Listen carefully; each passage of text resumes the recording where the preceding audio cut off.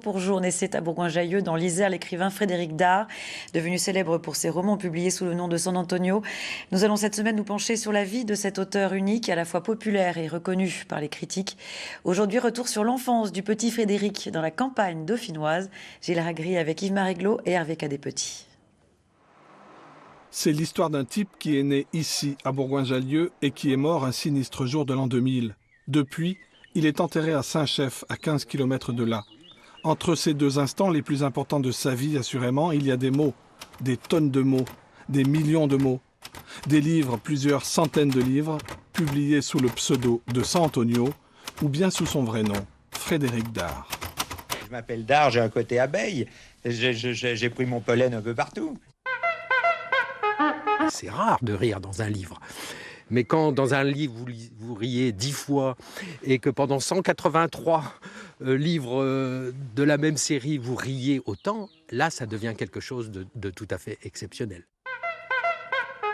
C'est la plus belle chronique de la moitié du XXe siècle, hein, en France. Si vous voulez savoir ce que c'était que la France de cette époque-là, vous lisez les San Antonio. Hein. Mais revenons à Bourgoin-Jallieu, où tout a commencé. Et voilà, c'est là, dans cet ancien bureau de poste qu'est né le 29 juin 1921 Frédéric Dard.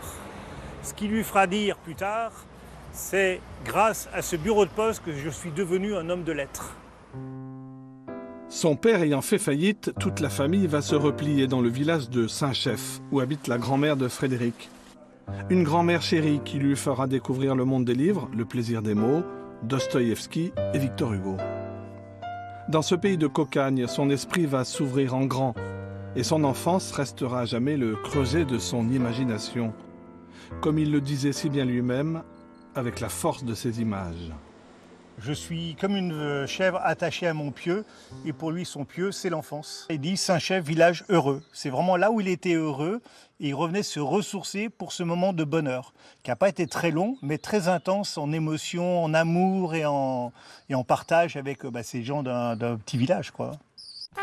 Très jeune, il commence des études à Lyon, mais le démon de l'écriture s'empare de lui et lui vaut aujourd'hui un portrait en peinture sur le mur des Lyonnais. Il finit son premier roman à 17 ans à peine, et en 1949, il crée un personnage de commissaire dénommé Antoine San Antonio. Là, il quitte Lyon pour aller à Paris, pour tenter sa chance, parce que pour réussir en France, il faut aller à Paris. Et c'est ce qu'il va faire.